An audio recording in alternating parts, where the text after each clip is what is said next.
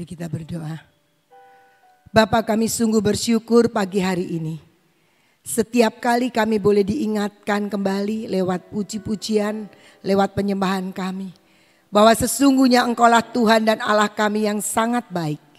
Yang memberikan kepada kami lebih dari apa yang kami doakan. Yang mengadakan segala sesuatu lebih daripada apa yang kami harapkan.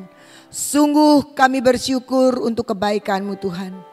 Engkau terus kerjakan dan nyatakan sesuatu yang lebih lagi yang menjadi impian dan kerinduan-Mu atas hidup kami.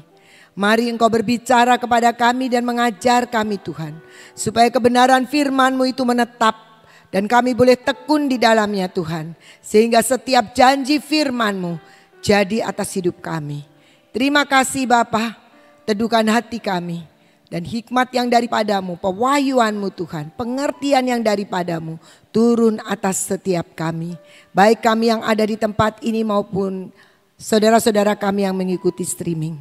Terima kasih Bapa, di dalam nama Tuhan Yesus. Amin. Shalom, selamat pagi. Saudara-saudara yang dikasihi Tuhan Yesus yang di tempat ini maupun yang ada di streaming dimanapun ya. Kita tahu bahwa beberapa waktu yang lalu ketika Ibu Nani menyampaikan tentang to the top hari Selasa yang lalu. Dan dikatakan bahwa untuk mencapai to the top itu karena ada jaminan anugerah.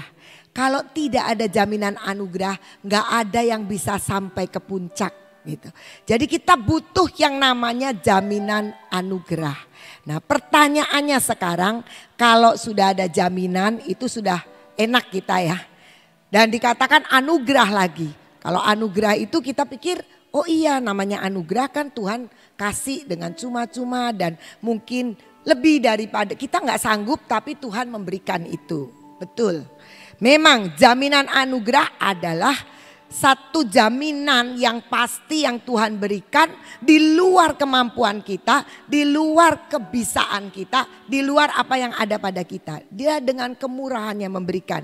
Kalaupun kita tidak sanggup, dia akan menyanggupkan. Tetapi sekarang yang menjadi persoalan adalah bagaimana kita masuk di dalam jaminan anugerah itu. Supaya benar-benar kita ada dan pantas untuk terima jaminan anugerah itu. Nah, karena itu kita akan belajar bahwa ternyata kalau kita mau terima jaminan anugerah, kita harus sefrekuensi dengan Tuhan. Kalau kita mau terima jaminan anugerah, ternyata kita harus masuk dimensinya Tuhan.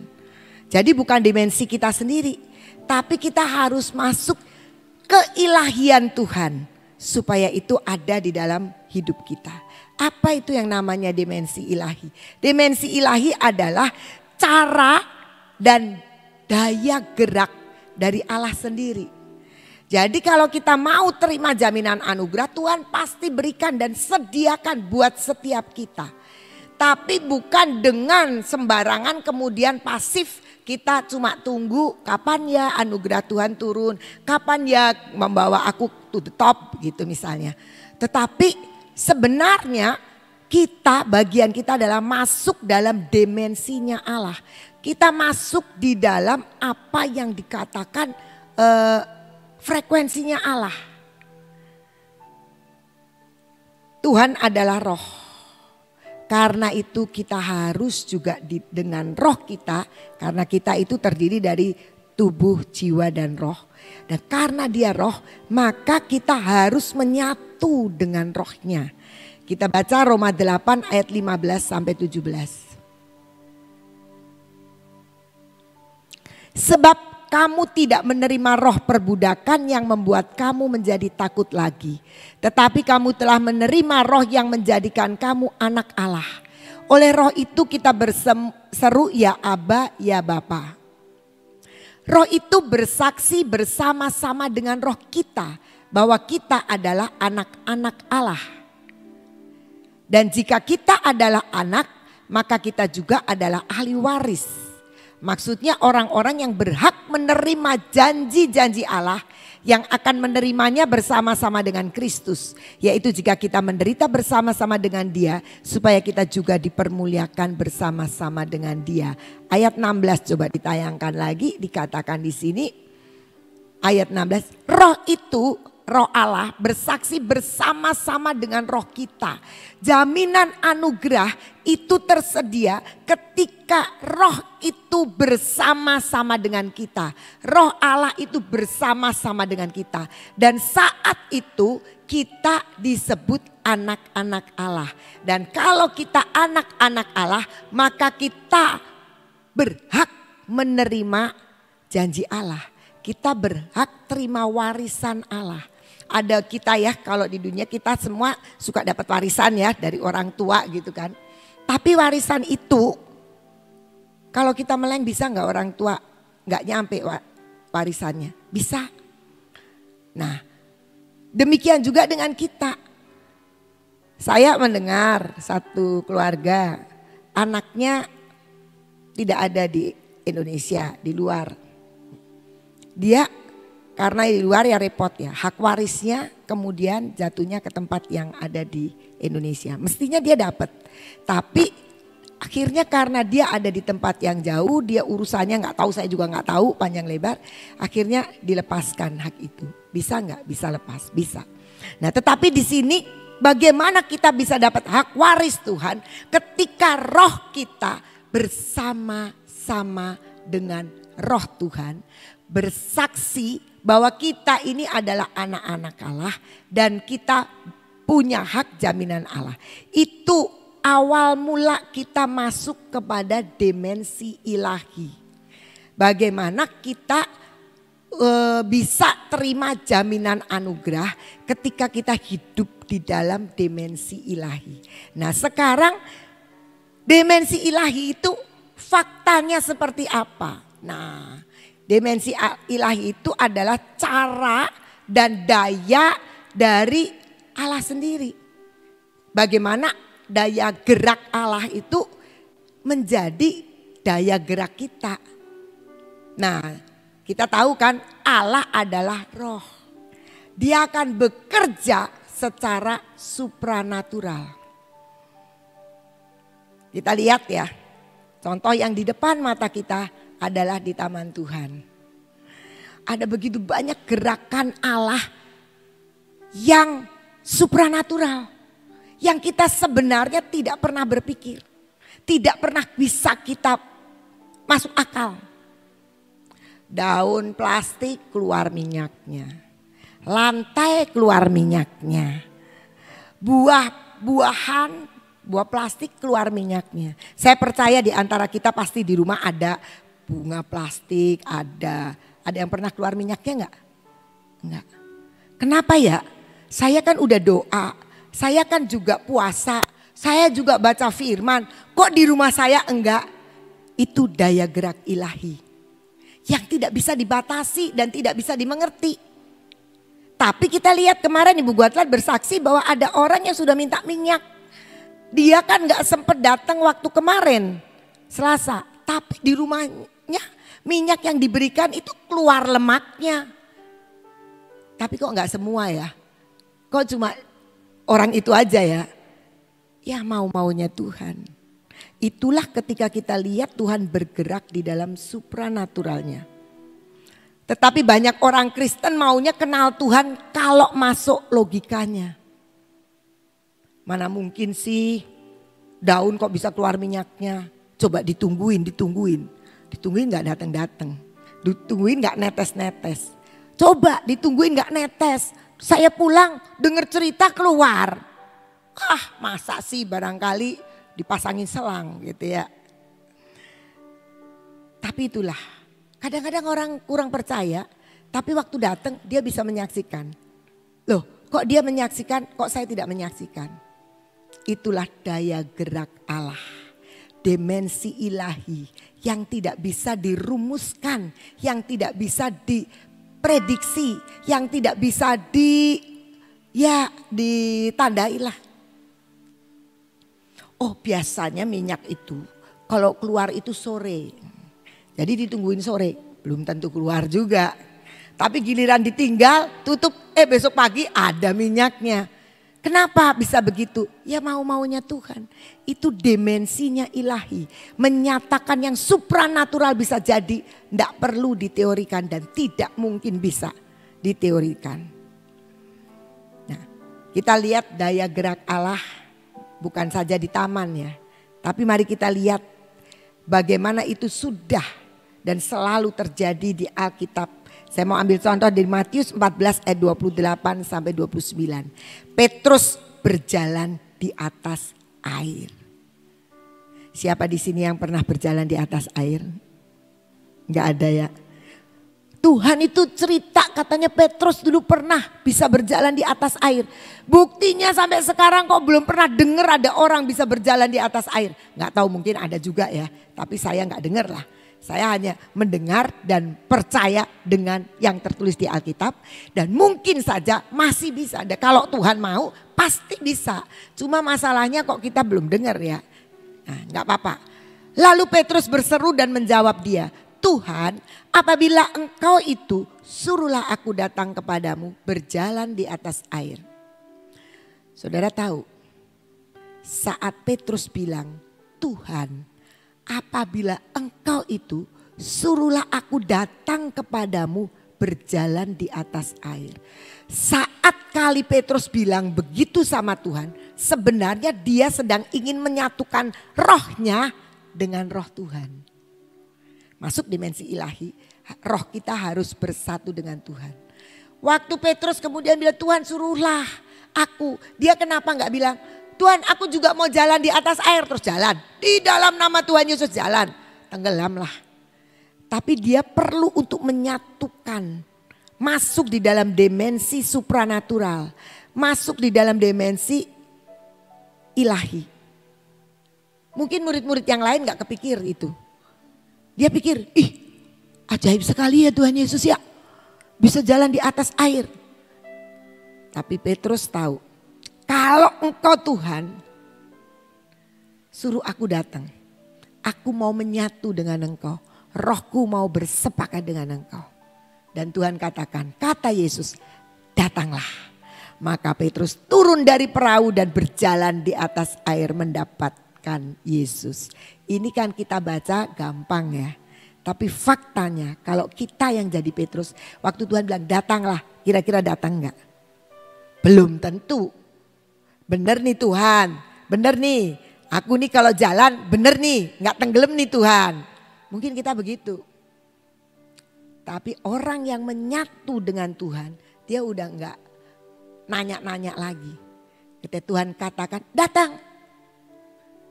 Petrus turun dari perahu dan berjalan di atas air mendapatkan Yesus. Saya tidak membahas, akhirnya Petrus juga tenggelam karena dia ragu-ragu ketika ada angin. Tapi faktanya yang kita perlu tahu adalah faktanya Petrus pernah berjalan di atas air.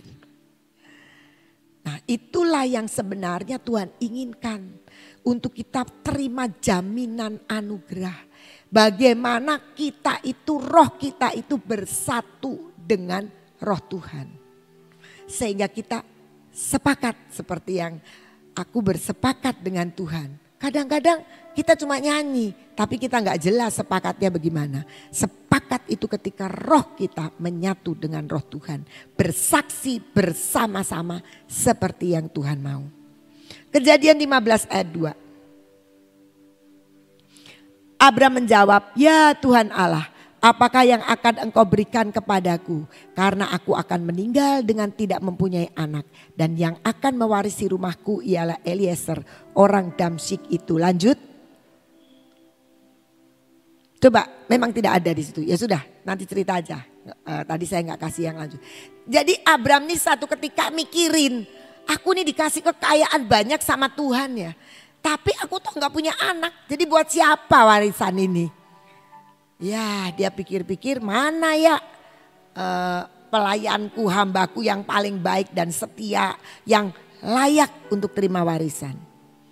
Dan ternyata dia pilih Eliezer. Jadi ini nantilah yang akan dapat. Orang kan biasanya begitu ya. Kalau sudah umur lanjut mulai ngitung-ngitung warisan mau dikasihkan siapa gitu kan ya. Nah karena dia gak punya anak jadi Abraham berpikir begitu. Dan firman Tuhan di dalam ayat yang pertama dikatakan bahwa upahmu besar dan nanti kamu akan punya keturunan. Nah, Abraham bilang begini, bukan keturunan, upahmu sangat besar gitu aja. Nah Tuhan, apa yang akan engkau berikan padaku? Toh kalau aku meninggal juga yang dapat Eliezer. Mau dikasih upah banyak dia sudah kaya. Buat apa lagi? Gak punya anak. Kenapa? Karena waktu itu Abraham ini belum nyatu dengan Tuhan. Rohnya dia masih mikir tua gak punya anak. Kaya buat apa? Gak ada keturunannya. Seringkali kita juga seperti itu. Lah buat apa sih? Ngapain sih? Toh saya juga segini aja udah cukup. Padahal Tuhan punya impian dalam hidup kita. Dia pengen melakukan begitu banyak hal untuk kita. Seringkali kita batasi. Apalagi nanti kalau Tuhan bilang, oh kamu mau pegang ini. Mana bisa Tuhan. Dulu sering ya, zaman dulu itu kalau ada hamba-hamba Tuhan dari luar negeri. Kita semua pada doa minta doakan, ada nubuatan, kamu akan menjadi hambaku, kamu akan memberitakan firman. Ada teman saya yang begini, saya memberitakan firman, ngomong aja saya nggak jelas, bacain firman nggak ngerti katanya. Sering kali kita begitu, kenapa? Karena roh kita tidak bisa menangkap roh Tuhan. Karena roh kita nggak seperti Petrus, kalau engkau itu Tuhan, suruh aku mau. Dan ketika Tuhan bilang datang, dia jalanin. Jadi masuk kepada dimensi ilahi untuk terima jaminan anugerah. Roh kita harus bersatu tanpa memperhitungkan banyak hal.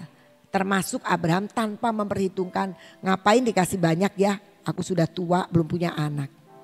Dan pada waktu dijanjiin anak pun Sarah sempat tertawa. Udah tua. Kalau di sini tiba-tiba Ibu Guatlan hamil lagi. Wah kita semua, wih ini hebat sekali kita. Terus apa yang kita mau reaksikan? Kita pasti ngomong lucu ya udah tua ya gitu. Tapi kalau kita tahu dimensi Allah ilahi, wih Tuhan tetap bekerja dan berkuasa. Kuasanya tidak berubah. Kira-kira seperti itu. Mari kita terus sikap hidup kita adalah sikap hidup roh kita manusia bersatu dengan roh Tuhan. Segala sesuatu menjadi mungkin. Karena daya gerak dia itu tidak bisa kita prediksi. Apa yang Tuhan mau kita tidak bisa mengerti. Waktu Ibu Nani disuruh Tuhan membangun taman tidak pernah mengerti. Bahwa pada suatu hari akan terjadi seperti ini. Tetapi roh dari hamba Tuhan ini menyatu dengan roh Tuhan. Masuk kepada dimensinya Allah.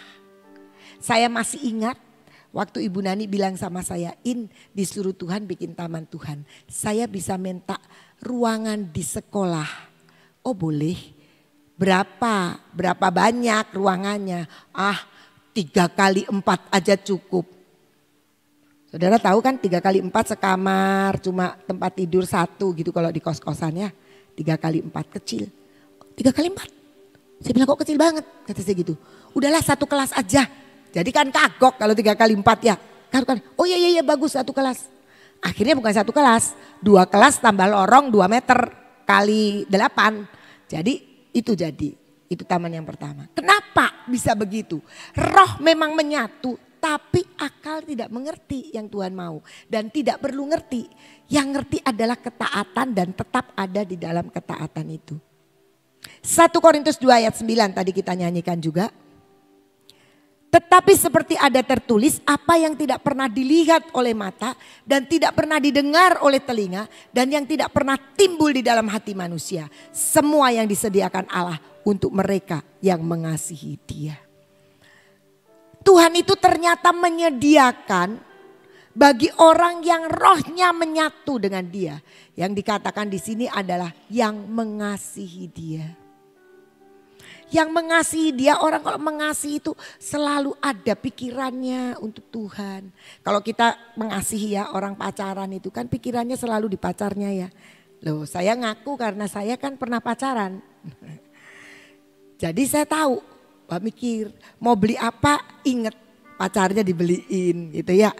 Saya juga seneng kalau dibawain oleh-oleh gitu ya. Kalau nggak dibawain mikir lupa ya, nggak nginget saya, barangkali bilang begitu ya. Tapi itu karena menyatu, karena rohnya sudah menyatu, apalagi dengan Tuhan. Dan Tuhan bilang, bagi mereka yang menyatu rohnya dengan rohku, maka apa yang tidak pernah dilihat, apa yang tidak pernah didengar, apa yang tidak pernah timbul di dalam hatimu, itu yang Tuhan sediakan. Ajaib, itu masuk di dimensi supranatural. Tuhan sediakan segala sesuatu. Saya belajar banyak dan menghidupi hidup menyatu dengan roh Tuhan. Dengan keajaibannya. Saya kasih contoh aja dengan sekolah Kristen Terang Bangsa. Sekolah yang diawali dengan segala keterbatasan. Sekolah yang diawali dengan gak punya apa-apa. Tanah gak punya, guru gak punya, murid gak punya. Apalagi orang tua ya, orang tua murid pasti gak ada. Dan gawatnya lagi pengurusnya aja gak ada. Jadi benar-benar dari tidak ada. Tapi step by step Tuhan berikan gaji, gak ada duitnya. Tapi Tuhan bukakan dengan cara supranatural. Sesuatu yang tidak terpikir. Ada donatur, uangnya masuk. Tapi nanti tiba-tiba gak ada yang kirim. Tapi ada jalan keluar. Ada lelang tisu, tempat tisu. Tisu kayak gini dilelang kok 123 juta ya. Masuk akal gak? Sangat tidak masuk akal. Tapi sekolah terima 123 juta ketika roh hambanya Ibu Nani menyatu dengan roh Allah. Suruh ngelelang tempat tisu. Ini duplikatnya. Kalau bendera ini duplikasinya ya. Tapi ini duplikatnya. Karena yang sudah dapat kan dibawa sama orang yang dapat itu. Dan dibikin kembali. Modalnya 150.000. Bikinannya Kaila, cucunya Ibu Nani. Ada banyak cara yang ajaib Tuhan sediakan. Apa yang gak pernah kita lihat, apa yang gak pernah kita dengar, apa yang tidak pernah timbul di dalam hati manusia. Tapi syaratnya adalah kita mengasihi dia. Roh kita menyatu dengan roh Allah. Rohku bersaksi bersama-sama dengan rohmu, kata Tuhan. Jadi kita bisa lihat seperti itu. Mari kita membangun hidup kita. Supaya kita menjadi orang-orang yang selalu mengerti bagaimana roh kita bisa bersatu dengan Tuhan. Modalnya Roma 4 ayat 19 sampai 21. Ini cerita Abraham. Imannya tidak menjadi lemah. Walaupun ia mengetahui bahwa tubuhnya sudah sangat lemah. Karena usianya telah kira-kira 100 tahun. Dan bahwa rahim Sarah telah tertutup. Tetapi terhadap janji Allah ia tidak bimbang. Karena ketidakpercayaan. Malah ia diperkuat dalam imannya. Dan ia memuliakan Allah. Dengan penuh keyakinan bahwa Allah berkuasa. Untuk melaksanakan apa yang telah ia janjikan.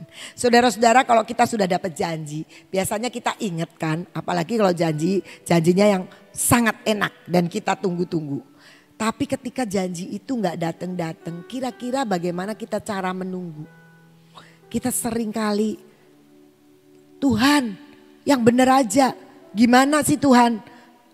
Saya sudah tunggu lama, kok gak datang-datang? Kamu janji loh, rupanya kamu lupa ya sama janjinya. Bangsa Israel dijanjiin masuk ke tanah yang penuh dengan susu dan madu. Dan gak begitu saja. Tuhan itu menyatakan diri kepada bangsa Israel bahwa dia adalah Tuhan yang hidup, Tuhan yang ajaib, Tuhan yang punya kuasa tidak terbatas dengan tulah begitu banyak. Dan gak kena itu sama bangsa Israel. Tapi begitu masuk ngelihat laut Teberau udah marah-marah. udah marah-marah. Tidak memegang dengan sebuah keyakinan bahwa Allah berkuasa untuk melaksanakan apa yang telah dijanjikan. Kenapa? Karena bangsa Israel belum menyatu dengan Roh Allah. Dia nggak pernah mau untuk ngerti. Minggu lalu saya bicara tentang orang jangan seperti orang bebal. Dan seperti itu orang bebal itu orang yang gak pernah mau pengharapannya menjadi satu bukti yang pasti. Jadi gak mau tahu, pokoknya saya bilang Tuhan kok kenapa lama sekali. Kita kecewa, kita pikir orang-orang di sekitar kita juga mengecewakan dan sebagainya. Tapi mari kita belajar untuk kita bisa terima jaminan anugerah. Modal kita adalah tetap konsisten dengan iman kita. Jangan naik turun. Kalau habis ibadah, tanggal kemarin 17 dapat janji Tuhan. Wah imannya penuh. Tapi nanti menunggu Selasa, Senin ya. Jadi Senin kalau bisa datang imannya penuh lagi. Kalau nggak bisa datang loyo. Nah mari kita belajar. Dengan penuh keyakinan Abraham percaya bahwa Allah berkuasa untuk melaksanakan apa yang telah Dia janjikan. Kita harus percaya jaminan anugerah itu bagian kita.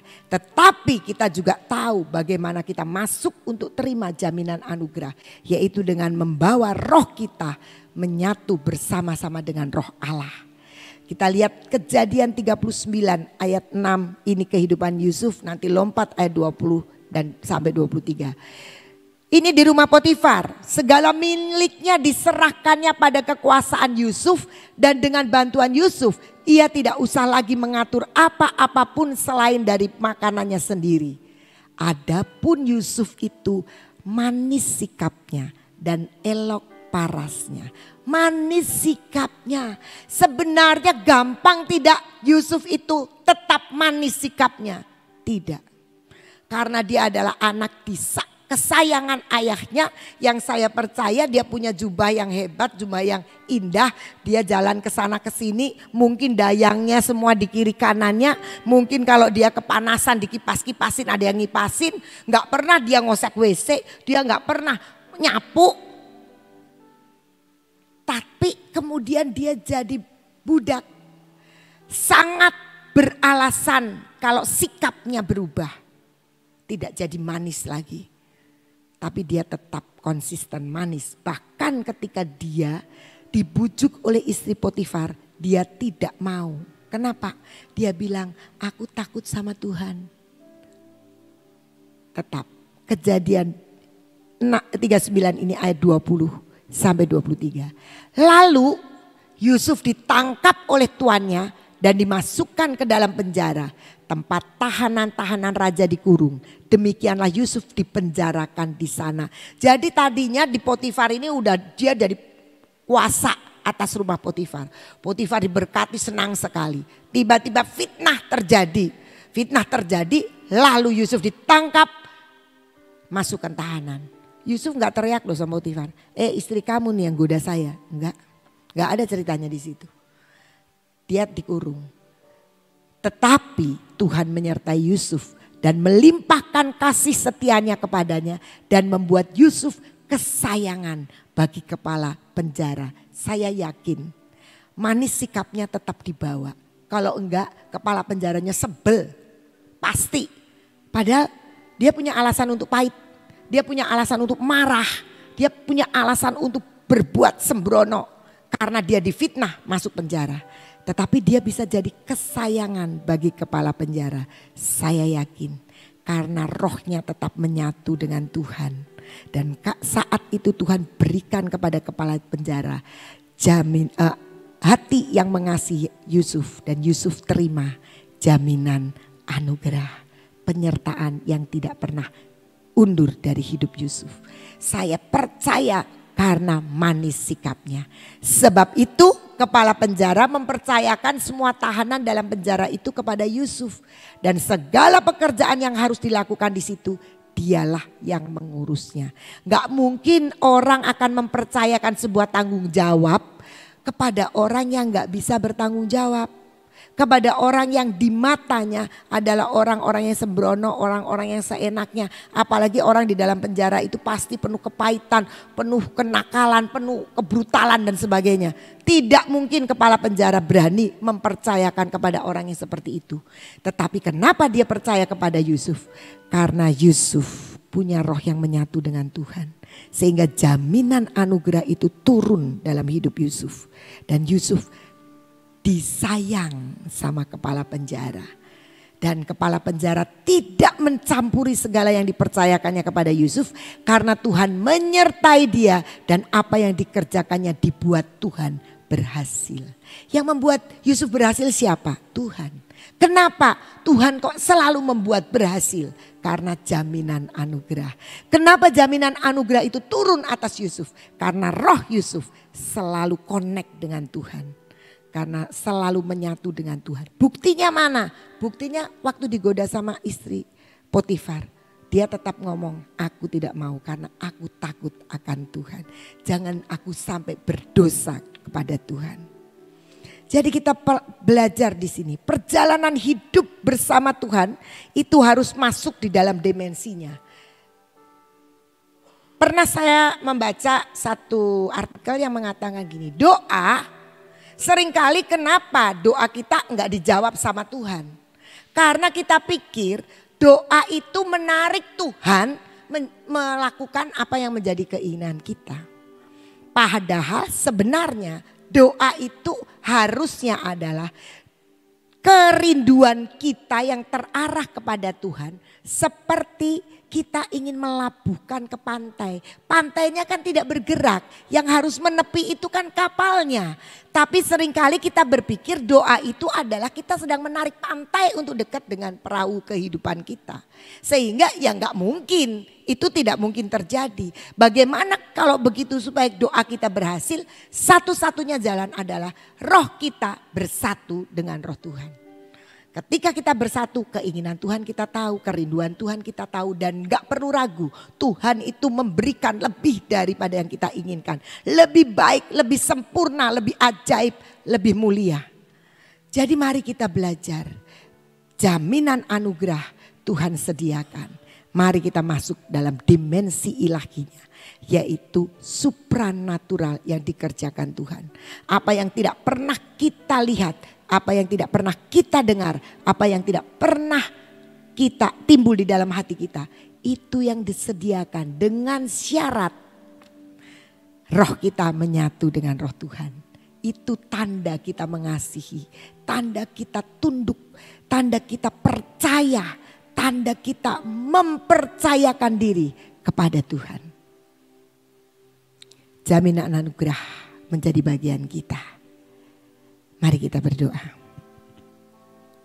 Bapa, kami bersyukur dan kami percaya Engkau adalah Allah yang sangat-sangat baik. Engkau sempurna di dalam kasih. Engkau sempurna di dalam setiap karya yang Kau mau kerjakan atas hidup kami. Engkau punya cara Tuhan. Daya kerjamu Tuhan. Biarlah itu boleh kami kenali karena kami masuk di dalam dunia dan dimensimu, dunia supranatural. Terima kasih Bapa, kami percaya kami hak waris yang punya janji untuk menikmati jaminan anugerah.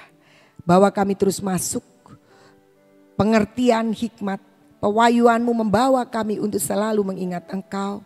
Dan bagaimana kami mengeset hidup kami, roh kami Tuhan untuk menyatu dengan roh-Mu. Untuk bersama-sama Tuhan mengerjakan apa yang Engkau ingin kami kerjakan. Dan Engkau akan melakukan apa yang menjadi bagian-Mu untuk menyatakan firman dan setiap firman jadi daging atas hidup kami.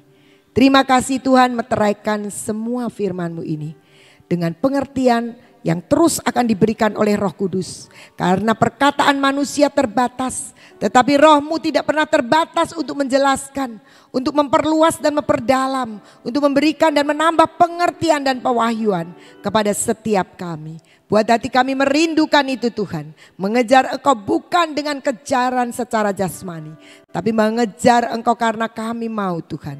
Roh kami tetap menyatu dan bersatu dengan Engkau. Terima kasih Bapa, kami mengucap syukur untuk pagi ini. Termeterai seluruh firman atas hidup kami. Dan saat ini kami berdoa untuk bangsa dan tanah air kami. Kami tahu Tuhan keberadaan kami di Indonesia bukan kebetulan. Tapi kami boleh berdiri atas bangsa ini Tuhan. Sehingga bangsa ini boleh beroleh kasih karunia.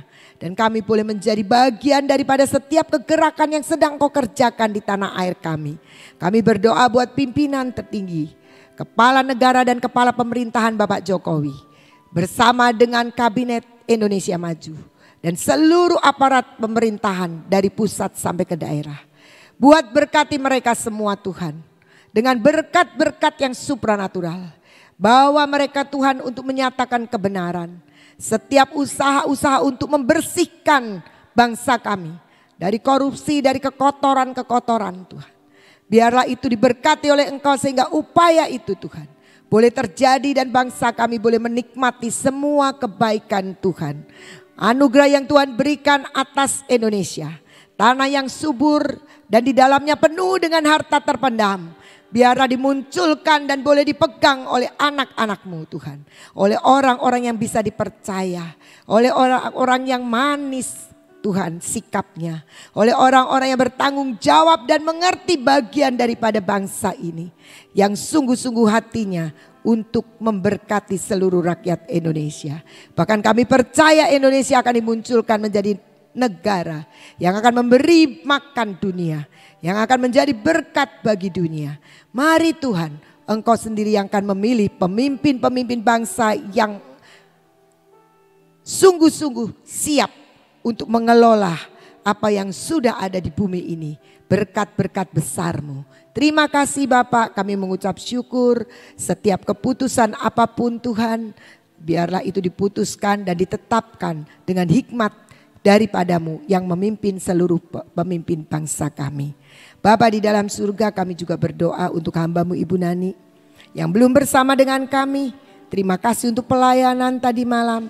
Dan kami percaya Engkau sendiri juga Tuhan yang terus akan menyatakan setiap pewahyuan-pewahyuan baru untuk boleh membimbing kami. Jemaat-Mu di tempat ini maupun jemaat-Mu di berbagai tempat bahkan di luar negeri. Sehingga Engkau pakai hamba-Mu ini lebih dahsyat dan luar biasa. Untuk membawa kemuliaan-Mu datang di bumi Indonesia. Terima kasih Bapa. Kami berdoa untuk Freddy. Engkau juga tolong dia Tuhan. Engkau sendiri menunjukkan jalan-jalan yang harus dia tempuh. Dan kami percaya Engkau memulihkan kesehatannya. Engkau memulihkan keadaannya. Kami percaya Tuhan Engkau memberkati akan keluarga hamba-Mu Ibu Nani, Sophie, Freddy, Kayla dan Kean. Mereka sudah menjadi berkat buat kami. Dan teruslah Tuhan keluarga ini untuk menyatakan kemuliaan-Mu lebih besar dan lebih dahsyat lagi. Terima kasih Bapa, kami percaya hari ini menjadi hari yang ajaib buat kami. Hari yang luar biasa buat kami. Kami terima pengurapan yang daripada-Mu Tuhan. Yang akan memampukan kami mengisi konten hidup kami hari ini Tuhan. Dengan perkara-perkara tepat seperti yang Engkau mau. Kami mau terima Tuhan urapan-Mu Tuhan. Kuasa-Mu turun atas kami. Membuat tudung perlindungan 10 lapis buat kami. Dan kami percaya Tuhan pikiran kami, perkataan kami, perbuatan kami semuanya hasil daripada kesepakatan roh kami dengan roh-Mu Tuhan. Karena kuasa urapan-Mu yang memampukan kami. Sehingga kami boleh melihat seperti Engkau melihat. Kami boleh mendengar apa yang patut kami dengar. Dan kami boleh berkata-kata untuk memberitakan firman kebenaran dan janji pengharapan.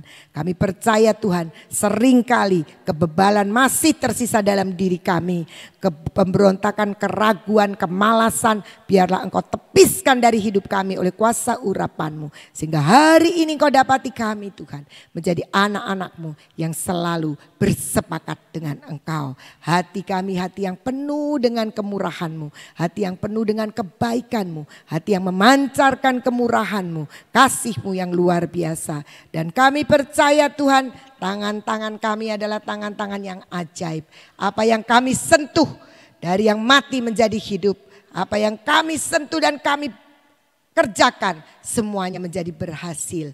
Terima kasih Bapa, pertetapkan langkah-langkah kami menjadi langkah-langkah yang tetap, yang tidak naik turun. Kami terus berjalan to the top Tuhan. Karena kami tahu itulah yang Engkau inginkan, yang Engkau impikan terjadi atas kehidupan setiap kami. Terima kasih Bapa, kami tidak mau hanya menjadi pendengar, tapi kami mau menjadi pelaku dari setiap kehendak-Mu dan firman-Mu. Terpujilah nama-Mu, kami terima berkat yang terbaik, kami terima kasih karunia-Mu Tuhan, kami terima jaminan anugerah dari Bapa, dari Putra dan Roh Kudus. Di dalam nama Tuhan Yesus, mari yang sepakat dengan saya katakan amin. Tuhan Yesus memberkati.